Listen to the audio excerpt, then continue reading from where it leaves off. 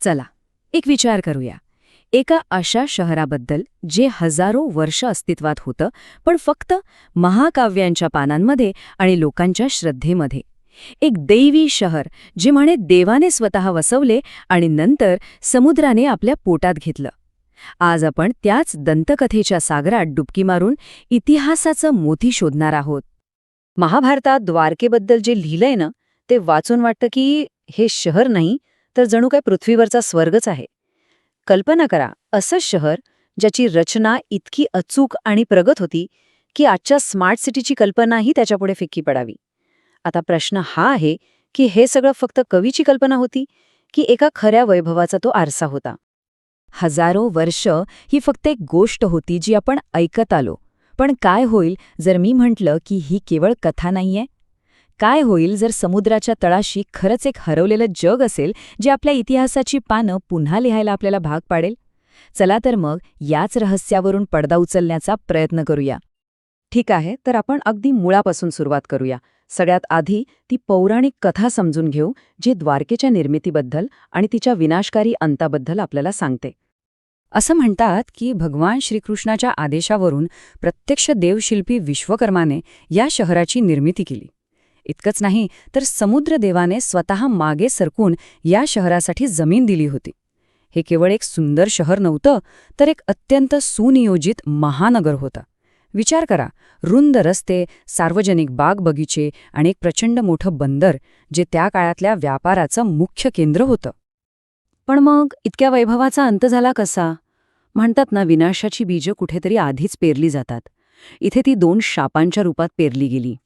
एक, महाभारताच्या रणभूमीवर गांधारीने दिलेला तो भयंकर शाप, आणि दुसरा, सत्तेच्या अहंकाराने उन्मत्त झालेल्या सांबाच्या एका चुकीमुळे ऋषींनी दिलेला शाप. ह्याच 2 शापांनी द्वारकेचं भविष्य लिहून टाकलं होतं. आणि अखेरीस व्हायचं तेच झालं. भविष्यवाणी खरी ठरली. सत्तेच्या आणि मदिरेच्या नशेत यदुवंशी एकमेकांचेच कट्टर शत्रू बनले. त्यांनी एका भयंकर यादवी युद्धात स्वतःच्याच कुळाचा संपूर्ण विध्वंस केला आणि भक्ता भक्ता ती सोन्याची द्वारका ओस पडली. चला आता पौराणिक काळाच्या त्या धुक्यातून बाहेर येऊया आणि थेट आधुनिक काळात प्रवेश करूया. कारण याच काळात समुद्राच्या लाटांखाली काहीतरी दडलंय याचे पहिले अस्पष्ट संकेत मिळू लागले होते. हे सगळं सुरू झालं काही अनअपेक्षित घटनांमधून.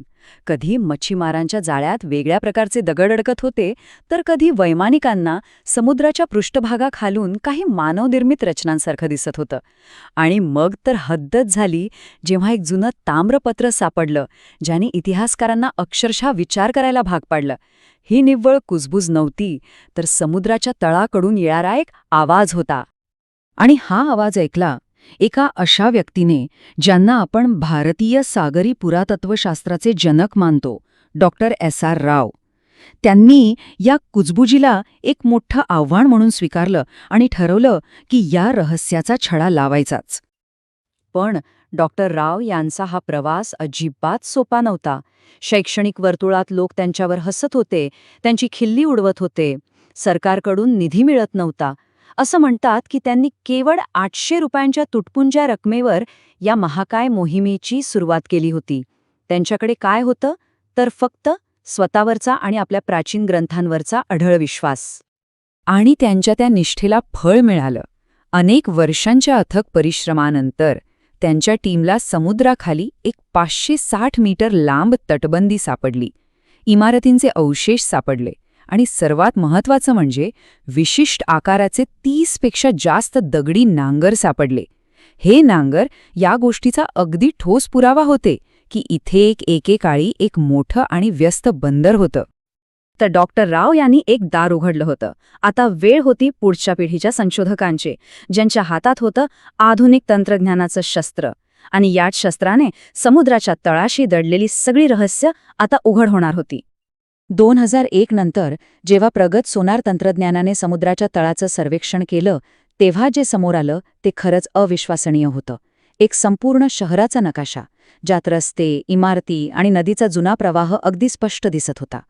एवढंच नाही, उत्खननात गटार व्यवस्था, चुनखडीचं बांधकाम आणि अनेक कलाकृती सापडल्या, ज्या एका प्रगत नागरी संस्कृतीकडे थेट इशारा करत होत्या.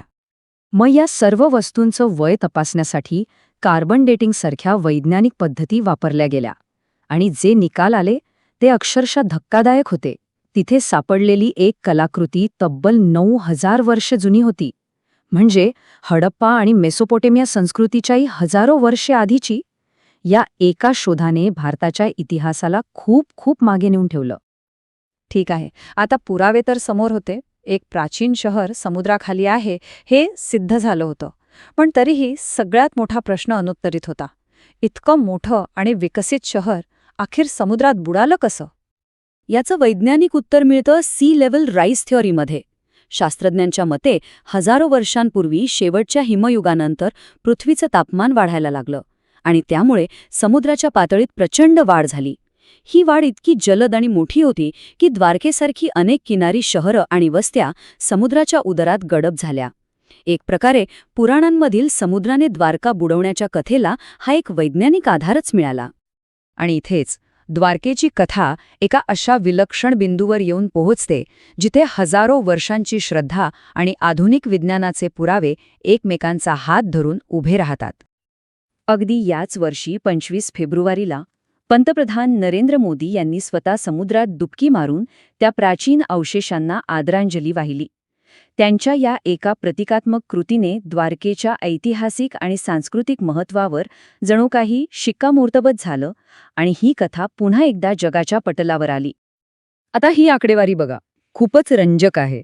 वैज्ञानिक कार्बन डेटिंगने जे ठरवलंय त्यानुसार मुख्य शहराचा काळ हा साधारणपणे 3.5 ते 5,000 वर्षांपूर्वीचा आहे. आणि गंमत म्हणजे हाच काळ महाभारताचा पारंपरिक काळ मानला जातो. म्हणजे बघा, विज्ञान आणि आपले ग्रंथ दोन्ही एकाच काळाकडे निर्देश करत आहेत. डॉक्टर राव यांचं हे एक वाक्य खरं तर त्यांच्या संपूर्ण कार्याचं सार आहे. त्यांनी पुराणांकडे केवळ कथा म्हणून पाहिलं नाही, तर त्यात दडलेल्या इतिहासाच्या धाग्यांना शोधण्याचा प्रयत्न केला आणि ते त्यात यशस्वीही झाले. त्यामुळे ह्या सगळ्यातून एक महत्त्वाचा मुद्दा समोर येतो. तो म्हणजे द्वारकेची कहाणी आपल्याला हेच शिकवते की श्रद्धा आणि विज्ञान हे एकमेकांचे शत्रू नाहीत. उलट कधीकधी जिथे श्रद्धेचा प्रवास थांबतो तिथून विज्ञानाचा प्रवास सुरू होतो. आणि गंमत म्हणजे दोन्ही एकाच सत्यापर्यंत पोचतात. महाराज, द्वारका म्हणजे नेमकं काय? ती केवळ एक कथा राहिलेली नाहीये. ती एक पौराणिक गाथा आहे, एक पुरातत्वीय आश्चर्य आहे, हवामान बदलाचा अभ्यास करण्यासाठी एक वैज्ञानिक मॉडेल आहे आणि आपल्या सगळ्यांसाठी एक जिवंत सांस्कृतिक वारसा आहे. म्हणून तर द्वारका कधीच नष्ट झाली नाही. ती आजही जिवंत आहे. मंदिरामधील घंटानादात, समुद्राच्या त्या गंभीर शांततेत आणि हो, आता विज्ञानाच्या पुस्तकांमध्ये एका हरवलेल्या सत्याच्या रूपात. द्वारकेच्या या संपूर्ण शोधानंतर एक प्रश्न मनात येतोच. जर 5,000 वर्षांपासूनची एक दंतकथा खरी ठरू शकते, तर आपल्या इतिहासाच्या आणि पुराणांच्या पानांमध्ये अशा आणखी किती कथा दडलेल्या असतील ज्या केवळ दंतकथा नाहीत तर पुन्हा शोधला जाण्याची वाट पाहणारा खराखुरा इतिहास आहेत. विचार करायला लावणारा प्रश्न आहे, नाही का? मित्रांनो, लक्षात ठेवा, प्रत्येक दिवस नवं काही शिकण्याची संधी असते. जर हा व्हिडिओ आवडला असेल तर लाईक करा आणि मराठी ग्रोथ हबला सबस्क्राईब करा. तुमचा सपोर्ट मला आणखी चांगलं काम करण्याची प्रेरणा देतो.